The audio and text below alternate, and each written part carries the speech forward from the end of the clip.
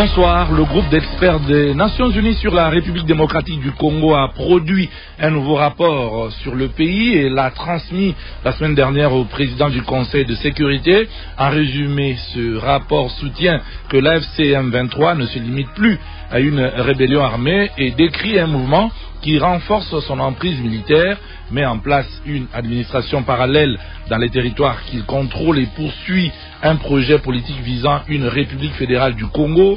Le document onusien évoque également les liens grandissants entre la FCM 23 et l'ancien président Joseph Kabila. Le document souligne que les retraits annoncés des forces rwandaises et de la FCM 23 se sont essentiellement traduits par des repositionnements tactiques de 15 à 20 km et ajoute également que la RDC n'a pas respecté non plus son engagement de neutraliser les FDLR, lesquels ont poursuivi leurs opérations aux côtés des FRDC, l'armée nationale. Ces révélations interviennent dans un contexte où les tensions sécuritaires demeurent élevées dans les provinces du Nord et Sud Kivu, malgré les différentes initiatives diplomatiques régionales visant à parvenir à une cessation durable des hostilités. Quelle analyse faire de ce énième rapport des experts de l'ONU sur la situation à l'est de la République démocratique du Congo? C'est le débat de ce soir et pour l'aborder, nous serons avec Joseph Nkoyi, député national, cadre de l'Union sacrée de la Nation. Vous êtes aussi rapporteur adjoint de la Commission défense et sécurité de l'Assemblée nationale et vice-président en charge des questions diplomatiques du réseau des jeunes parlementaires congolais. Joseph Nkoyi, bonsoir. Dans ce débat, il y a aussi Ferdinand Kambere, bonsoir. Ferdinand Kambere, est-ce que vous êtes là? Ferdinand Kambere est avocat et secrétaire permanent adjoint du PPRD, parti membre du Front commun pour le Congo, FCC en sigle. Et pour clore ce casting de ce soir, Henri-Pascal Mayala, coordonnateur de la structure baromètre sécuritaire du Kivu. Henri-Pacifique Mayala, bonsoir. Henri-Pacifique Mayala, est-ce que vous êtes là? Nous espérons tous les avoir quand même. Dans un instant, lorsque nous aurons commencé nos débats, Joseph Nkoyi, Ferdinand Kambere et Henri-Pacifique Mayala, mesdames et messieurs, bienvenue dans votre émission. Vous pouvez continuer à envoyer vos réactions à tech@radiookapi.net.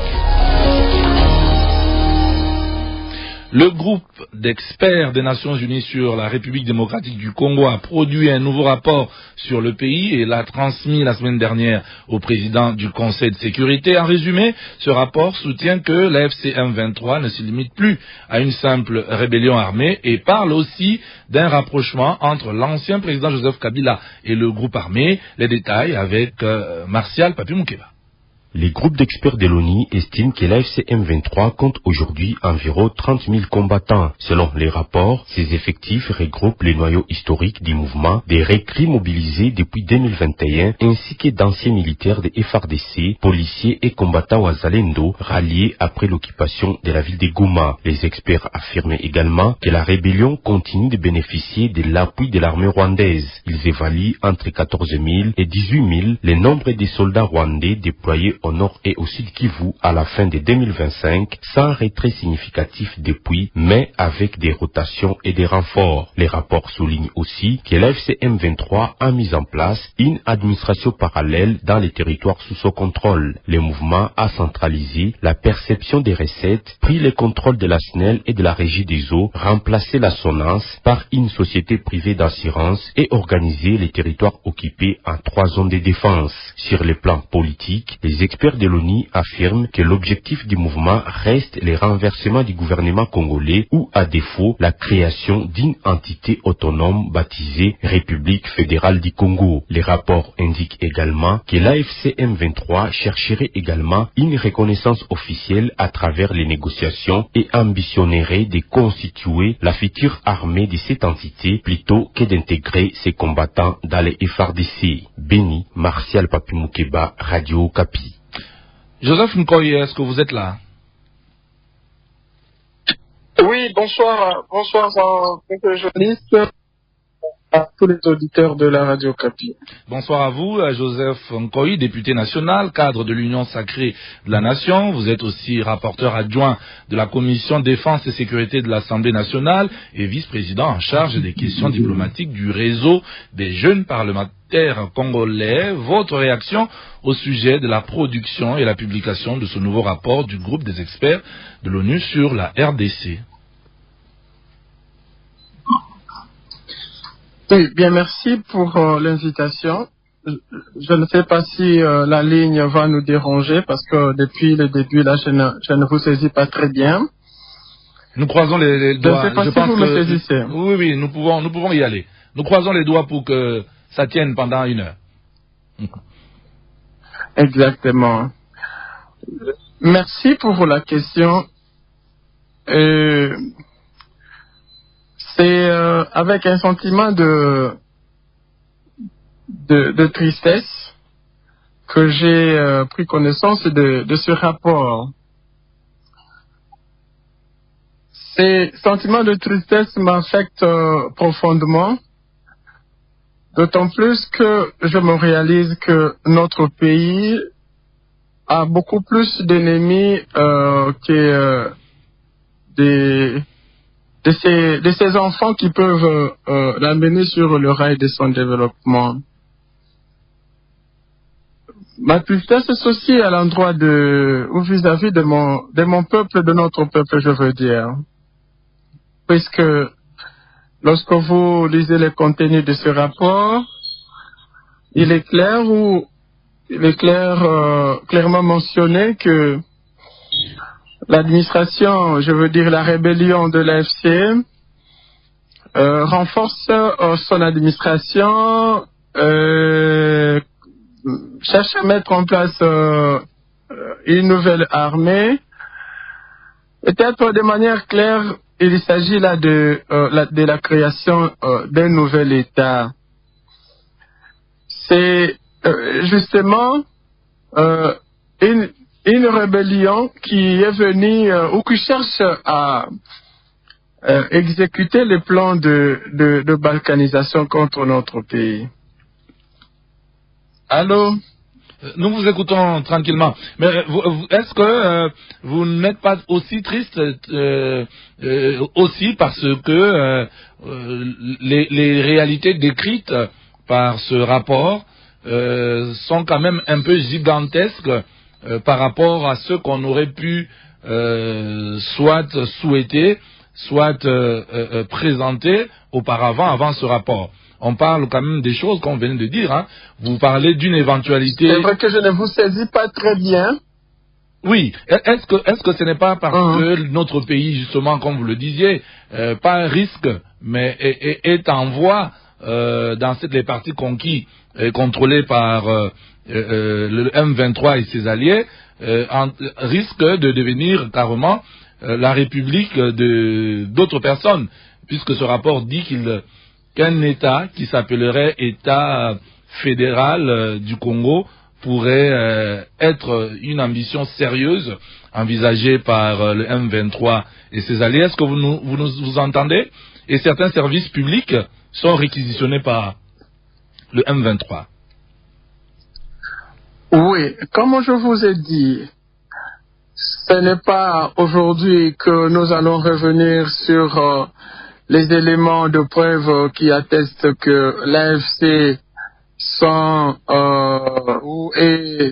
est constitué des vassaux du Rwanda, puisque vous le savez, que c'est le Rwanda qui fait tout pour déstabiliser notre pays, pour mettre à mauvaise posture l'intégrité de notre territoire.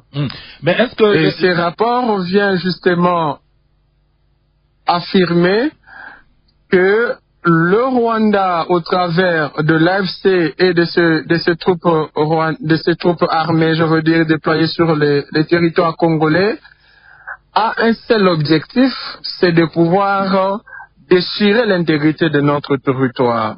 Oui, mais ça c'est... Je suis triste, je le disais, puisque vous l'avez dit, vous avez lu le rapport publié par le groupe d'experts des Nations Unies. C'est curieux que c'est lui qui a dirigé notre pays pendant 18 ans, qui se met en avant-plan pour déstabiliser le pays qui lui a tout donné. C'est quand même triste. C'est triste, et je le disais, pour notre peuple qui a, je ne dirais pas de manière naïve, accordé du crédit à M. Kabila, l'ancien président. Mais je pense que ce sont des faits qui permettent au peuple congolais d'accompagner davantage ou de prendre conscience que nous avons le devoir d'accompagner ou de soutenir les institutions en place. Vous vous souviendrez que lorsque le président de la République a dit que l'AFC c'était l'ancien président Kabila, c'est tout le monde qui ne croyait pas. Et aujourd'hui, les faits en témoignent sans équivoque. Je suis un jeune Congolais, mais ce que je vois, la réalité que présente les choses actuellement, je dis que nous avons le devoir, nous jeunes, de pouvoir prendre conscience et de ne pas suivre ceux qui disent aimer ce pays alors que ce sont les vrais ennemis de ce pays. Alors Joseph Ngoyi, aujourd'hui, le débat faisons continue. La honte de notre pays. Pourquoi? Parce que est-ce que vous nous recevez? Hier, les gens qui ont dirigé ce pays, hier, les gens qui ont tout reçu le privilège du fait d'assumer les hautes fonctions dans ce pays sont ceux qui se rebellent contre ce pays. Joseph Ngoyi, est-ce que vous nous Et entendez? Malheureusement, Joseph Ngoyi, permettez... au profit de notre État, au profit...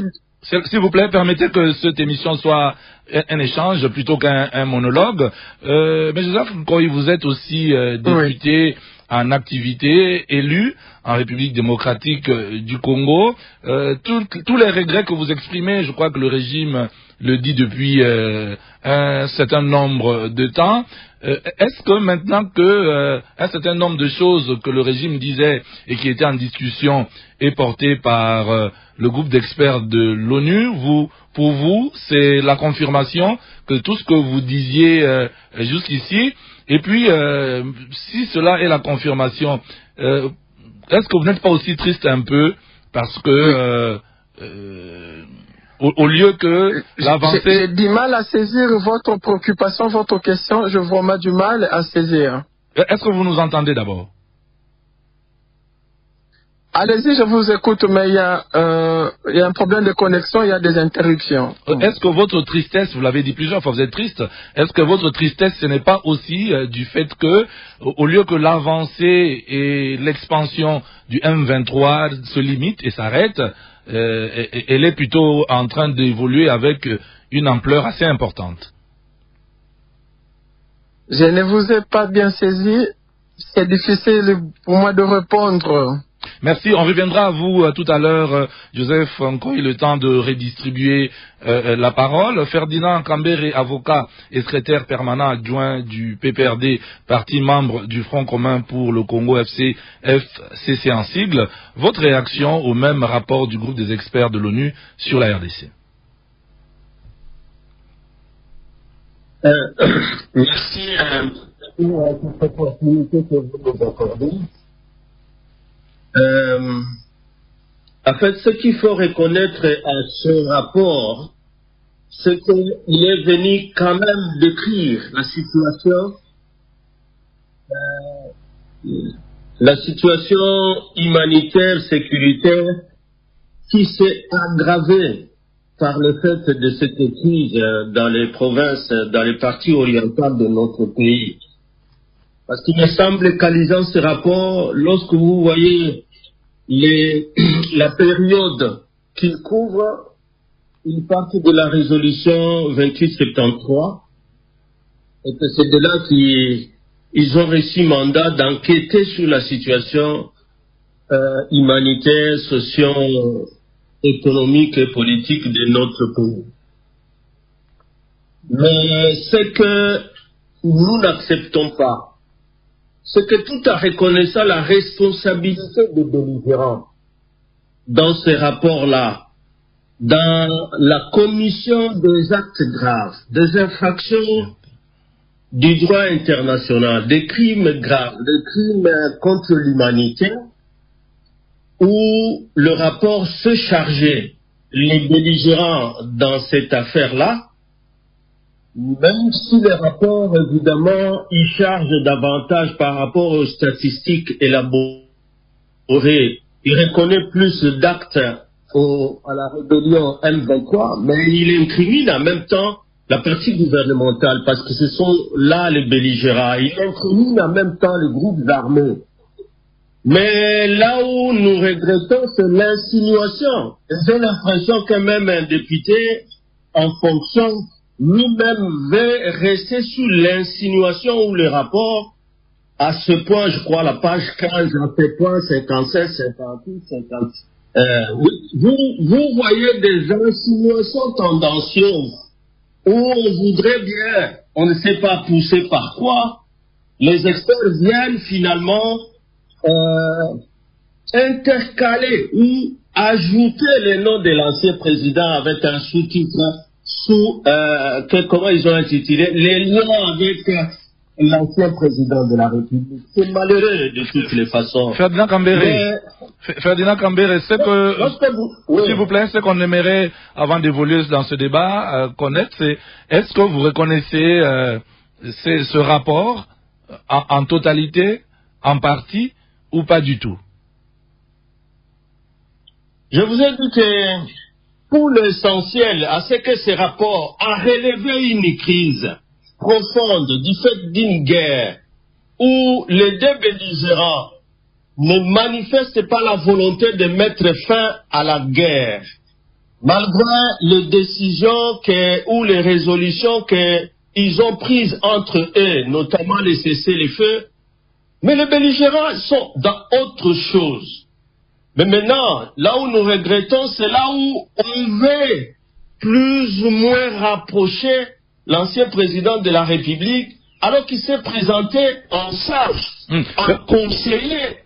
Tout le monde connaît bien son discours du 23 mai 2025. Tout le monde le connaît, où il appelait à la fin des hostilités, à la cessation des hostilités, donc le cessez-le-feu, à la cessation de la tyrannie, au retrait des armées étrangères dans notre pays. Et vous le savez que la résolution qui est comme le fondement même de ce rapport-là, la résolution 2877, est allée dans le même sens que le discours de l'ancien président de la République. Et vous voyez là, les experts qui, au lieu de s'arrêter à ceux-là qui sont responsables des actes, ils veulent faire des insinuations dangereuses, comme si l'ancien président pouvait être concerné à quoi que ce soit dans cette histoire, dans ce qui se passe. Ferdinand Kambere, permettez aussi que ce soit un échange. Vous reconnaissez la crédibilité de ce rapport. Ce rapport plutôt marque et cite les nombreux acteurs, la part du M23, la part du Rwanda et même la part de la République démocratique du Congo, en indiquant que la RDC n'aurait pas rempli son engagement de neutraliser totalement les FDLR. Pourquoi donneriez-vous confiance à tous ces aspects et discuteriez-vous la partie qui concerne l'implication de votre leader politique Joseph Kabila mentionné dans ce rapport? Donald, ce que vous devez savoir, les faits qui sont évidents, et les faits avérés, comme le fait qu'ils ont signé à partir de Luanda qu'ils allaient neutraliser les FDLR, et qu'ils sont allés jusqu'à Doha, ils sont allés jusqu'à Washington, et les deux parties se sont engagées pour un certain nombre d'engagements, notamment la neutralisation des FDLR d'un côté pour ce qui est du gouvernement, la neutralisation des groupes armés, et aussi, malheureusement, ils ont signé en conditionnant le retrait de l'armée des troupes rwandaises, parce que nous avons toujours ajouté aussi les troupes ougandaises invitées par eux. Partout où il y a toutes ces troupes, il y a la crise. Ferdinand Kambere. Et c'est à cela que, d'un ton sage, l'ancien président avait appelé dans son discours qui est écrit, du reste, que ces députés aveugles ne voient toujours pas, en appelant à ce qu'il y ait cessation des hostilités, qu'il y ait retrait des armées étrangères, qu'il y ait un dialogue. Alors, que gagnerait... La tour d'oreille. Que gagnerait Ferdinand Kambere, que gagnerait le groupe d'experts de l'ONU à mentionner avec les termes utilisés dans ce rapport, l'ancien président Joseph Kabila, s'il n'était concerné en rien. Que gagne ce groupe d'experts? En tout cas, ils n'ont été capables de même. Tu peux lire le point 57, le point 56, le point 59, le point 60. Ils n'ont été capables de prouver aucun des faits qui soient infractionnels par rapport au droit international à ce qui concerne l'ancien président. Nulle part où des faits prouvés ont été apportés, comme il le souligne d'ailleurs, que la méthodologie était d'apporter de preuves aux faits avancés. Mais pour l'ancien président de la République, vous lisez ces points-là, vous ne trouvez nulle part où ils ont avancé un seul fait prouvé et qui soit lié à des crimes, à des ceci ou cela. C'est toujours des insinuations tendancieuses où on vous dit il a fréquenté la zone sous contrôle du M23. Mais cette zone est contrôlée et gouvernée par cette rébellion qui est reconnue par ce gouvernement. Le gouvernement qui est tout le temps en négociation avec eux. Et ça n'a même pas empêché le gouvernement à signer l'accord avec le Rwanda à Washington. C'est le rôle qu'on veut faire jouer l'ancien président dans ça. C'est cette insinuation dangereuse où on voit une certaine... on soupçonne une certaine... c'est pas moi quoi, où la plume de ces experts-là aurait amené, alors qu'ils sont censés avoir la maîtrise même du droit international. Que ce n'est pas le fait d'habiter dans une zone sous contrôle de rebelles qu'on doit être lié au fait qu'on reproche aux rebelles. Merci Ferdinand Kambere. Nous revenons avec vous dans ce débat. Henri Pacifique Mayala, coordonnateur de la structure baromètre sécuritaire du Kivu. À votre tour, votre réaction de ce énième rapport de ce groupe de l'ONU sur la RDC. Henri Pacifique Mayala, vous êtes là? Oui, je vous suis. Est-ce que vous me suivez?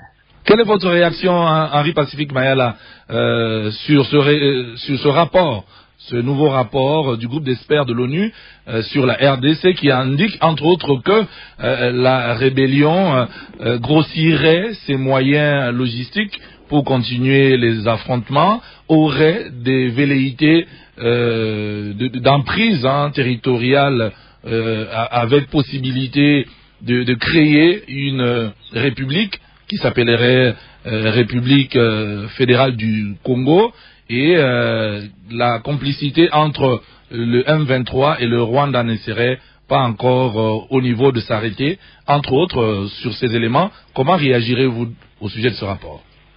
Alors, je pense que le rapport a donné de tous, dans le sens que depuis l'occupation principalement des grandes villes, Bukavu et Goma, la rébellion s'est évertuée à créer une administration parallèle et continue à générer des fonds, et qui aussi enrichit notre capacité à créer une agence qui créerait ou nourrirait cette ambition à se voir réclamer demain une entité autonome ou pays fédéral comme cela semble se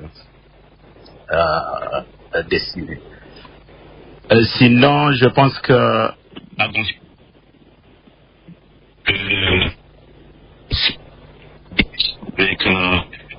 le gouvernement central.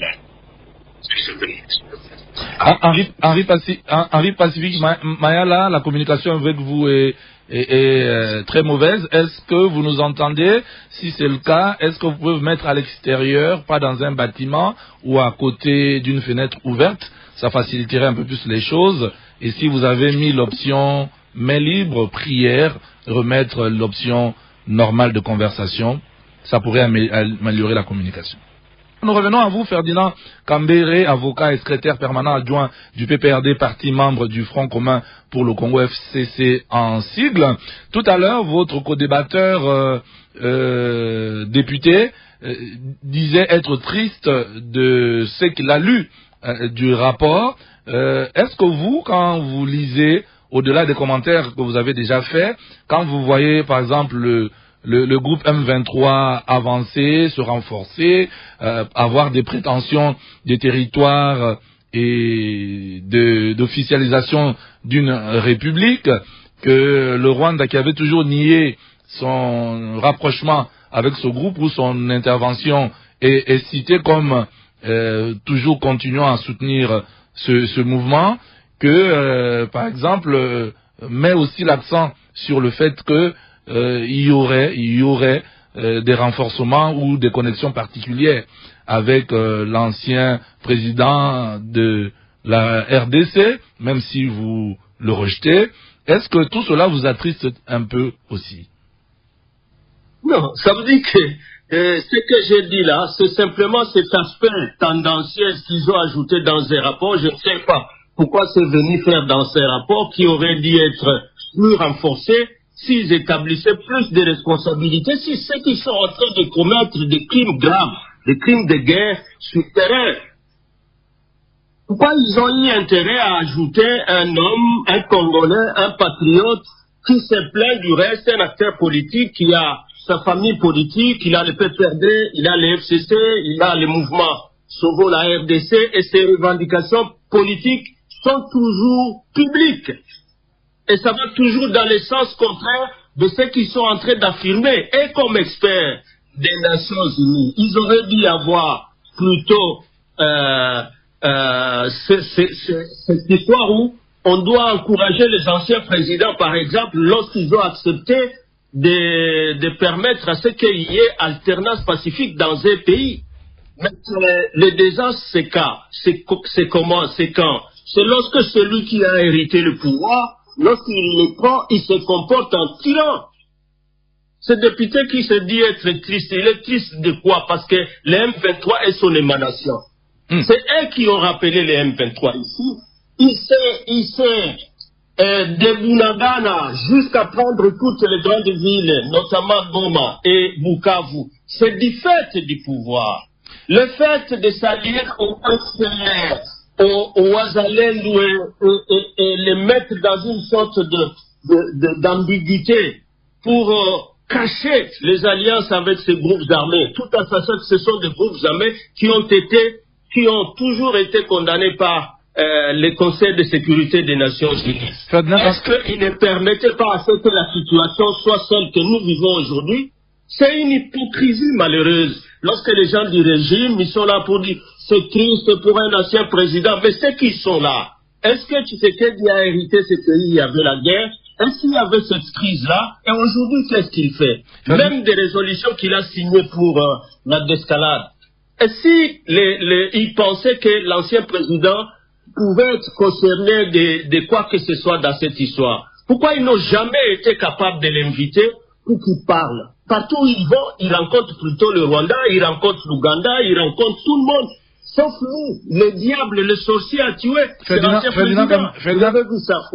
Kambere, le débat continue. Le temps de donner la parole à vos autres co-débatteurs qui n'ont pas eu la possibilité à cause des moyens de communication. Heureusement, Henri Pacifique Mayala, coordonnateur de la structure baromètre sécuritaire du Kivu, nous rejoint dans ce studio en espérant que ça favorise beaucoup plus l'évolution du débat. Henri Pacifique Mayala, vous étiez en train de réagir tout à l'heure sur ce rapport de l'ONU. On n'a presque pas entendu grand-chose de votre intervention. Est-ce que très brièvement, vous pouvez nous donner votre réaction de ce document, de ce contenu?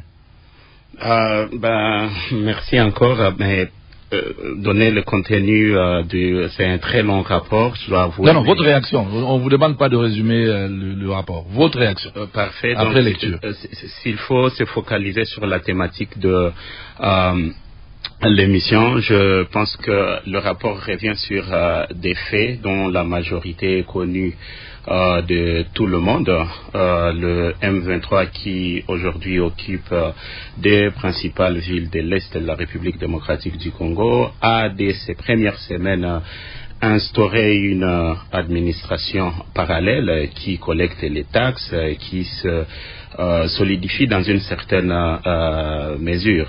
Je le disais aussi, la rébellion a sécurisé sa place autour de la table directement face au gouvernement de la République. Et là encore, il faut revenir sur comment est-ce que le gouvernement de la République se retrouve à discuter avec le M23, ce qui pourrait peut-être aussi nous aider à faire la transition avec la mention du président, de l'ancien président Kabila dans ce.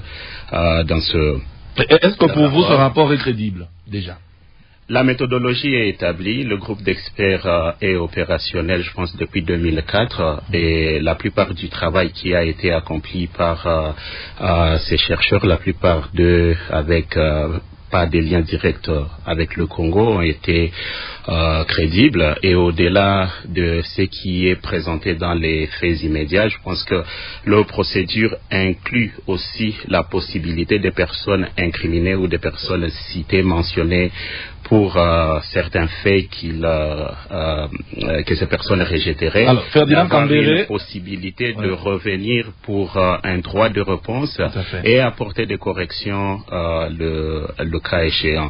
Par contre, un élément que je voulais... Vous gardez toujours la parole, vous allez continuer de nous éclairer. Ferdinand Kambere est avocat et secrétaire permanent adjoint du PPRD, parti membre du Front commun pour le Congo, que vous connaissez. S'attriste, et si j'ai bien compris sa réaction, il semble rejeter les indications, les éléments mentionnant un rapprochement ou une participation quelconque de l'ancien président Joseph Kabila, comme indiqué dans ce rapport. Que répondriez-vous à sa réaction? Je serais partiellement tenté de dire que je suis d'accord avec lui dans une certaine mesure où, pour moi, sur un faux d'évidence matérielle, il est quand même encore difficile de dire à 100% que l'affiliation du président Kabila avec le M23 est matérielle ou avérée. Parce que oui, être présent à Goma ne veut nécessairement pas dire être directement affilié avec le M23. C'est vrai que d'autre part, le président Kabila n'est pas un citoyen lambda, ce qui peut être problématique dans une certaine mesure. Par contre, je voudrais revenir sur le fait de ne pas perdre un élément de l'équation qui est assez important. Sur qui ramène cet élément de doute dans cette équation, c'est le président Kagame, qui ramène ou qui déplace le débat de l'agression rwandaise contre la République démocratique du Congo, cherchant à l'étoffer comme une affaire entre Congolais. C'est encore une fois le président Kagame. Et là, s'il faut jouer sur les deux tableaux, c'est un scénario qui lui profite à lui, dans le sens où... Vous continuez toujours de garder la parole, mais comment... Les responsabilités, comment j'ai fini mon idée, non, c'est un débat, je vous permets d'y aller vite, parce que, comme vous vous rendez compte, nous sommes nombreux, et beaucoup de notre temps a été consommé par des aléas techniques. Vous gardez la parole et vous continuez dans votre intervention. Comment, parce que c'est le public qui nous écoute et qui se pose ces mêmes questions, comment arriver, selon vous, à faire confiance, à donner du crédit à un rapport qui dit, par exemple, que les M23 se renforcent, ils ont l'intention de constituer une république à part la République démocratique du Congo, qu'ils ont le soutien du Rwanda, et que ces choses-là semblent être acceptées. Et comment comprendre que lorsqu'on mentionne un autre élément, notamment la présence ou l'implication ou le rapprochement de l'ancien président dans cet activisme, il se présente où il serait né un doute, comme vous êtes en train de le mentionner. Comment comprendre que ce rapport soit à la fois crédible et pourrait ne pas être crédible sur cet aspect? Je ne suis pas en train de dire qu'il y a des aspects sous lesquels le rapport serait crédible et qu'il y ait des aspects sous lesquels le rapport ne serait pas crédible. Je dis que le rapport était des faits dont la majorité sont connus de tout le monde. Le M23, ça fait plus de 2 ans maintenant, c'est depuis avril 2024 qu'il contrôle Roubaïa. Roubaïa, c'est autour de $300,000 le mois en termes d'exploitation. C'est beaucoup de revenus pour une structure que l'on a vue aujourd'hui n'est pas directement agir comme un groupe armé ou une résurgence des faits, mais de plus en plus il se structure. Il y a aujourd'hui une administration qui fait payer les taxes, dans une certaine façon, ils essayent en tout cas de refléter l'autorité de l'État, et vous vous souviendrez que ça c'est parmi les choses qui divisent selon l'interprétation de Kinshasa ou selon l'interprétation de l'autre côté. Cela nous ramène encore maintenant sur le point de à qui profite cette incompréhension même au niveau de l'interprétation des faits. Je l'ai dit, le président Kabila n'est pas un citoyen lambda. Sa présence dans une zone sous occupation rebelle est questionnable. Mais de ma posture en tant que chercheur, je me dis, il n'est pas encore si rassuré de prouver par 1 + 1 = 2 que le président Kabila est impliqué dans la rébellion du M23. Mais seulement, je veux ramener à la réflexion l'élément sur lequel, à Luanda, lorsqu'il faut trouver une piste de sortie à cette crise le 15 décembre 2024, et la personne qui ne vient pas, c'est Kagame. Et c'est Kagame qui, dans une certaine façon, oblige à ce que le M23 se retrouve face à face au gouvernement congolais. Et là encore, si on va un peu plus loin, c'est l'échec matériel du multilatéralisme, parce que pour moi, c'est peu concevable d'avoir un État souverain obligé d'aller négocier avec une résurrection, une rébellion, et ne pas demander la même chose de l'autre côté, parce que, souvenez-vous, les FDLR ont aussi demandé à ce qu'il y ait une discussion dans un peu le cadre Doha entre le gouvernement rwandais et eux, ce qui n'a pas été le cas.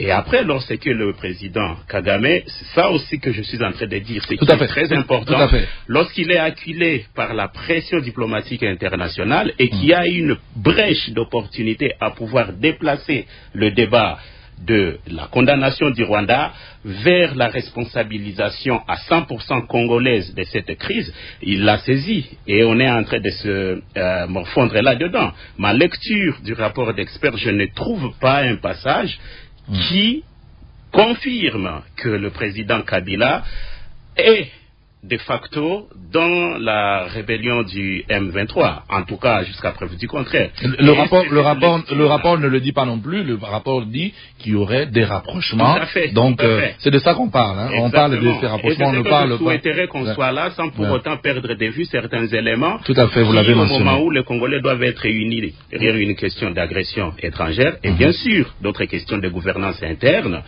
on va dans un débat qui profite beaucoup plus à ce même agresseur. Merci à vous, Henri Pacifique Mayala. Nous allons essayer d'ouvrir notre standard et de laisser parler aussi la population directement. Joseph Nkoyi, qui nous a retrouvés dans ce studio, bonsoir. Bonsoir, nous avons eu beaucoup de mal à avoir une communication avec vous, malheureusement. Nous allons essayer de récupérer rapidement le temps de notre émission parce qu'on ne peut pas aller au-delà, malheureusement. Joseph Nkoyi, député national, cadre de l'Union sacrée de la Nation. Vous êtes aussi rapporteur adjoint de la Commission défense et sécurité de l'Assemblée nationale et vice-président en charge des questions diplomatiques du réseau des jeunes parlementaires congolais. Nous allons vous laisser écouter ce commentaire de notre auditeur Pierre, qui nous appelle de Kalemi. Ensuite, vous allez prendre la parole, notamment pour réagir à sa réaction, mais aussi placer un mot sur l'ensemble des choses pour lesquelles nous n'avons pas eu la possibilité de vous écouter. Ingénieur Pierre Kibwe depuis la ville de Kalemi, province du Tanganyika. Les rapports de l'ONU n'est pas à prendre avec légèreté, car le risque de la balkanisation est réel et plus grand qu'avant. De la manière dont l'AFC M23 procède démontre clairement un risque de la balkanisation. Elle ne fait pas seulement la guerre, elle administre déjà les impôts, tribunaux, police, etc. Quand un groupe rebelle gère les quotidiens pendant 1 an et plus, la population s'habitue et l'État central devient abstrait. Donc le risque est grand parce que pour la première fois depuis 1997, qu'un groupe rebelle a à la fois un terrain, l'argent, l'administration et un pareil étatique. Si le gouvernement de Kinshasa reste dans sa logique de ne plus organiser un dialogue inclusif national tant souhaité par un grand nombre de gens, le gel devient permanent. Merci. Votre réaction? Bien, merci beaucoup. Je présente d'abord mes excuses pour ce retard. J'aurais bien voulu avoir tout le temps pour donner mes éléments des commentaires ou d'analyse sur les rapports publiés par les experts des Nations Unies sur la situation sécuritaire à l'est du pays. Allez-y directement parce qu'on n'aura pas beaucoup de temps malheureusement. Oui, je vais essayer un peu de dire un mot par rapport à l'intervention de mon co-débatteur, le secrétaire permanent, je pense, Ferdinand Cambéré. Je pense que l'attitude responsable voudrait que Maître Ferdinand Cambéré demande pardon au peuple congolais parce que hier, lorsqu'on disait que leur chef de file était à connivence avec le M23, ou à la limite c'est lui qui est le chef de file, on disait le président de la République fait un procès d'intention. Aujourd'hui, la réalité factuelle est telle que l'ancien président Joseph Kabila est avec le AFC. Le rapport ne le dit pas, sauf si vous avez les passages. Je vais vous dire une chose. Vous savez, en diplomatie, il y a, je veux dire, un type de langage qui est donné. Et c'est aux initiés de pouvoir les décoder. Le document, selon ce que nous avons eu comme information, dit des liens grandissants entre l'AFC M23 et l'ancien président Joseph Kabila. Et fait quand on vous dit qu'il y a de liens grandissants... Ça ne veut pas dire que c'est... En fait, le français ne veut pas dire... C'est ça justement. Voilà. C'est-à-dire ceci. Je vous ai dit que c'est un rapport rédigé par les experts des Nations Unies. Lorsque les experts des Nations Unies vous disent qu'il y a de liens grandissants, c'est justement pour éviter d'aller dans l'hyperbole. En fait, on adopte un langage plus ou moins atténuant pour que les initiés puissent décoder. Pourquoi? Parce qu'aujourd'hui, vous ne pouvez pas comprendre sur quelle base un ancien chef de l'État qui prend ou qui se trouve allègrement sur les territoires occupés par l'ennemi et qui est protégé ou dont la garde est assurée par les troupes rwandaises. Faudrait pas être, je veux dire, un ange ou être savant pour comprendre que sur les plans diplomatiques, sur les plans politiques, l'ancien président de ce pays est avec le AFC. Mais s'il vous plaît, Joseph Nkoy, est-ce que ça ne signifie pas aussi que la République n'a pas pu contenir ces avancées et cette prise d'ampleur et que c'est un peu comme des limites que l'État n'a pas su contenir? Vous savez, je vais vous faire réfléchir, vous donner un élément de souvenir. Lorsque l'ancien président Kabila fait son discours, je pense que c'était son dernier discours du haut de la TV des Nations Unies, il dit « Je ne vous dis pas adieu, mais je vous dis à bientôt ». Cela voudrait dire que pour lui, la République démocratique du Congo était son bien, était sa maison, qu'il pouvait diriger comme il veut, et pour lui, bon, je cède d'abord le pouvoir et je veux revenir quand je veux. Quand il se retrouve devant les impératifs constitutionnels, c'est-à-dire il n'a plus le droit de pouvoir revenir, ayant à l'esprit le fait que bon, c'est moi qui suis resté, moi qui ai dirigé le pays pendant 18 ans, je peux toujours revenir. Il prend maintenant une autre posture, c'est-à-dire dans le seul but de tenter de revenir au pouvoir, il arme une rébellion. Ça, on n'a pas besoin d'être magicien pour comprendre cela.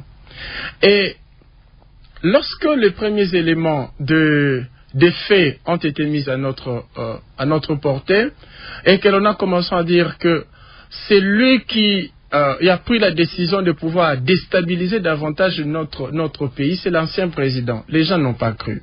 Joseph, vous gardez la parole, après vous allez chuter comme vous souhaitez le faire tout à l'heure, mais on ne va pas se focaliser que sur cet aspect de la mention du nom de l'ancien président, mais lorsque ce rapport aussi dit quand même quelque part que la RDC n'a pas respecté son engagement de neutraliser les FDLR, lesquels ont poursuivi leurs opérations aux côtés des FARDC. Pourquoi est-ce que la RDC ne règle pas une bonne fois pour toutes ce prétexte rwandais aussi?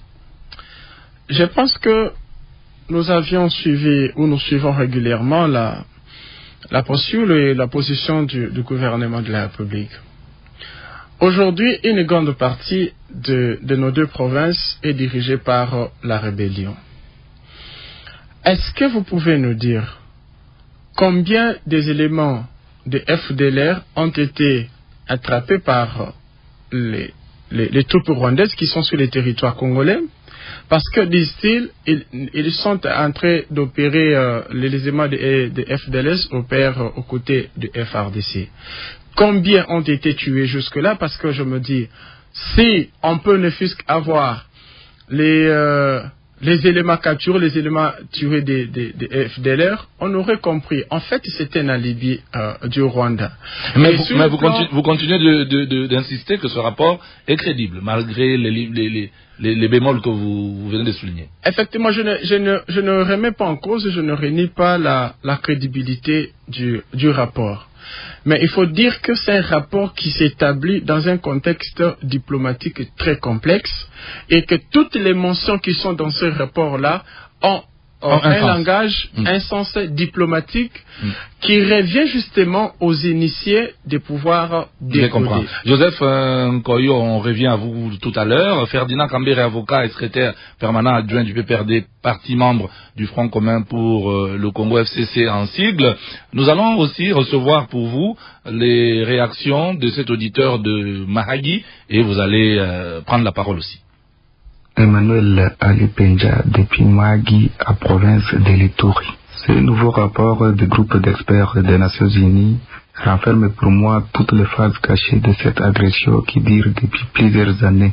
En installant une administration parallèle et en consolidant son administration, le mouvement AFC M23 tente peu à peu à réussir sa mission qui n'est rien d'autre que balkaniser la RDC. Pour moi, ce rapport établit une réalité qui ne date pas d'aujourd'hui, en confirmant les liens pouvant exister entre ces mouvements rebelles et l'ancien président de la République, car dans leurs différentes sorties médiatiques, tous tendent à confirmer poursuivre les mêmes objectifs, la balkanisation ou la soudanisation, comme l'a dernièrement affirmé le président honoraire. Ferdinand Kambere. Bon, je dois saluer l'intervention de cet auditeur de Radio Okapi. Donc, je crois que vous avez compris avec l'honorable Joseph qu'en ce qui concerne tout ce qu'on pouvait accuser, on pouvait appeler comme accusation, mais qui ne sont pas des accusations du tout, mais qui sont des insinuations tendancieuses, des rumeurs. Donc les experts en ce qui concerne l'ancien président n'ont utilisé que des rumeurs. La fréquence de l'ancien président dans la zone sous contrôle, ce n'est pas une infraction. Et ils ont encore dit quoi? Ils ont dit une sorte de remaniement, et puis on trouverait une place.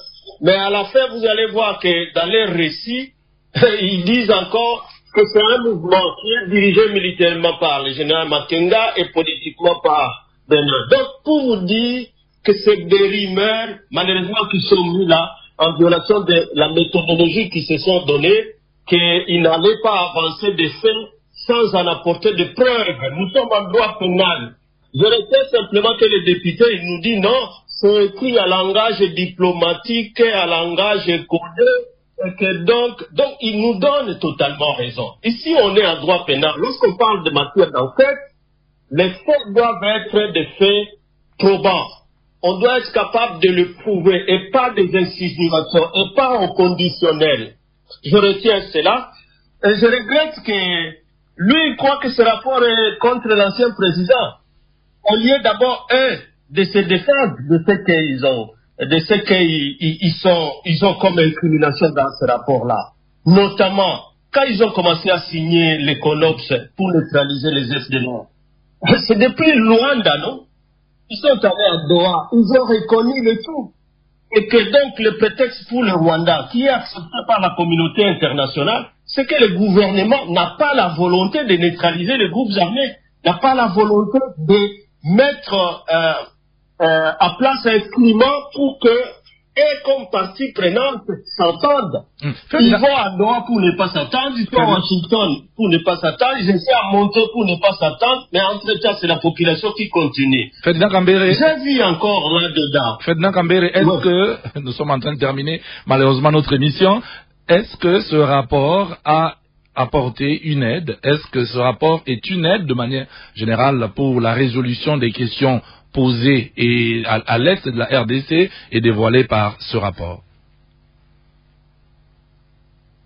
Non, ça veut dire que ce rapport, on a l'impression qu'à vouloir ajouter le nom de l'ancien président qui dirait ça, a toujours dit publiquement ce qu'il pense par rapport à cette guerre-là et qu'est-ce qu'il faut faire pour mettre fin à la souffrance de la population. Mais vous voyez des experts des Nations Unies venir avec des rumeurs, des suppositions. Ils n'aident pas, alors qu'ici, par exemple, les révélations, même dans les rapports où le gouvernement est allié avec ces groupes armés, les députés des révélations sont là. C'est eux qui entretiennent, ils encadrent avec le fonds du Trésor ce groupe armé. Vous pensez que ça, ce n'est pas pour permettre à ce qu'il y ait la soudanisation comme l'intervenant de tout à l'heure venait de le dire? Et ça a été dénoncé par l'ancien président. Le fait, c'est d'entretenir une crise, et même ce qu'il fait là, avec son projet de changement de constitution. Alors qu'aujourd'hui, il aurait dû avoir comme priorité mettre fin à cette crise, mettre fin à cette guerre, mettre fin à la tyrannie. Merci, merci Ferdinand Kambere. Nous allons donner la parole à Henri Pacifique Mayala pour écouter et réagir à ce commentaire de Lubumbashi. C'est Kaïté Kalunga Prosper, j'appelle depuis la ville de Lubumbashi dans la province du Haut-Katanga. La RDC, depuis qu'elle a eu cette appellation, c'est la première fois de voir les gens au pouvoir qui privilégient l'intérêt personnel au lieu de privilégier l'intérêt commun. La réaction de cette opposition armée de faire une république fédérale provient du changement ou de modification de la Constitution, qui est un projet qui prive à certains politiques ou politiciens d'être loin de tous les avantages congolais. Sinon, ce mouvement n'a jamais eu de vouloir de faire cela, parce que ceux qui sont à la tête de ce mouvement sont des Congolais et ont cette pitié de diviser la RDC. Mais face au comportement des gouvernants au pouvoir, pour ce qui est aux responsables de l'AFC M23 d'avoir les intentions de cette partie du territoire une république fédérale sur leur avenir qui est aujourd'hui bâclée avec des condamnations et de multiples accusations. Henri Pacifique Mayala. Ouais, je pense être d'accord avec notre compatriote Prosper. Il nous faudrait parvenir à construire un pays dans lequel les frustrations politiques et les désaccords sociaux ne devraient pas se résoudre en recourant aux armes. Il y a nécessité, je pense, dans notre pays à pouvoir repenser l'élargissement de l'espace civique. Cela ne commence pas avec le régime en place. Et je pense que lorsque vous regardez l'ossature ou la cartographie des acteurs qui se retrouvent aujourd'hui à l'est du pays, il y a certains qui n'ont rien à voir avec les réclamations qui, au départ, ont fait objet du cahier des charges du M23. C'est des personnes qui se sont brouillées pour certains intérêts personnels ou d'ordre politique ici à Kinshasa, et le lendemain ils se retrouvent de l'autre côté à Goma. Ça demande de l'effort, ce n'est pas impossible, laborieux peut-être au début, mais c'est un idéal que nous en tant que peuple pouvons se fixer comme objectif et l'atteindre. Le fait qu'aujourd'hui les personnes qui se sentent frustrées recourent aux armes et que cela se perpétue. C'est un peu comme la violence et le langage que le gouvernement entend le mieux. On est en train de voir dans le Grand Nord avec la CRP de Thomas Lubanga, où il dénigre désormais les initiatives de consolidation de la paix ou les initiatives de la paix à la base, parce que ils ont eu une opportunité à se rencontrer avec le gouvernement à Kampala pour discuter, éventuellement avoir un schéma ou un processus similaire à celui du M23. On a entendu dire qu'il y a eu des issues, il y a eu des opportunités de négociation ou de dialogue entre le M23 et le gouvernement congolais avant que les choses ne s'empirent, mais malheureusement, on n'a pas su saisir cette opportunité. Je pense que... Pacifique Maya, là, on est en train de terminer notre émission. C'est pas aujourd'hui l'émission consacrée à des pistes de solutions pour régler la situation à l'Est de manière générale. On en aura encore des occasions comme celle-là. Ce qu'on aimerait savoir dans la thématique d'aujourd'hui, c'est comment, par exemple, ce rapport des experts des Nations Unies peuvent être bénéfiques dans l'avancée vers justement les résolutions possibles de la situation à l'Est. Et dans ces recommandations, je pense que le rapport est trop riche et assez fourni. Quand je vois que le rapport qui est normalement soumis au Conseil de sécurité recommande au Conseil que tous les pays membres, en cas de transfert de matériel militaire ou en cas d'initiation de coopération militaire avec le Rwanda, que cela soit signifié au niveau du Conseil de sécurité, que le Conseil mette encore davantage de pression diplomatique sur le Rwanda. Je pense que là sont des recommandations que peuvent exploiter les Congolais afin de voir comment est-ce qu'on a vu. Il y a eu pas mal de victoires diplomatiques assez récemment rapportées, mais encore une fois, la problématique de comment est-ce qu'on conserve le momentum pose problème.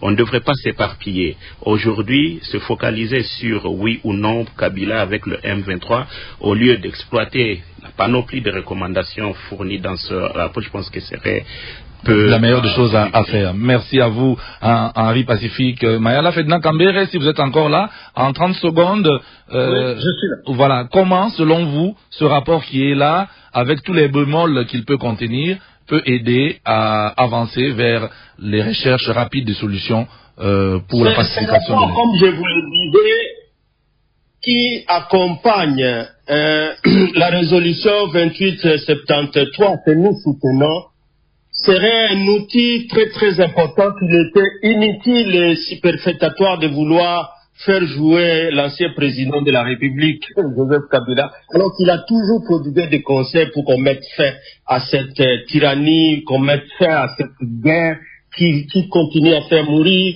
Je vois même dans les rapports où l'EDF grossit. Merci. Parce qu'on la lie facilement à ces États islamiques qui auraient une région à l'est.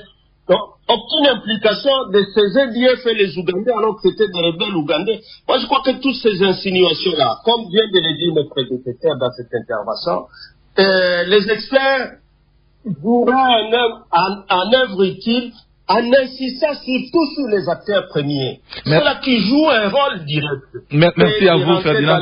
Inutile, qui est en train de diluer inutilement un rapport qui aurait dû servir la résolution 2873. Merci à vous, Ferdinand Kambere. Nous allons se terminer avec vous. Un mot en 30 secondes. Joseph Nkoyi, député national. Comment est-ce que ce rapport de l'ONU, avec ses forces et ses faiblesses, selon, en vous écoutant, peut-il aider à trouver des solutions à la situation de l'Est de la RDC?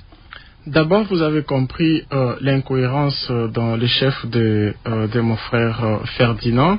Pourquoi? Lorsque le rapport incrimine l'ancien président de la République, il allègue qu'il s'agit des rumeurs, mais lorsque le rapport parle des obligations qui reviennent en charge de toutes les parties prenantes, là il est sincère. Vous avez donc compris que en fait ils sont dans leur schéma de pouvoir déstabiliser notre pays, de pouvoir jouer au jeu du Rwanda.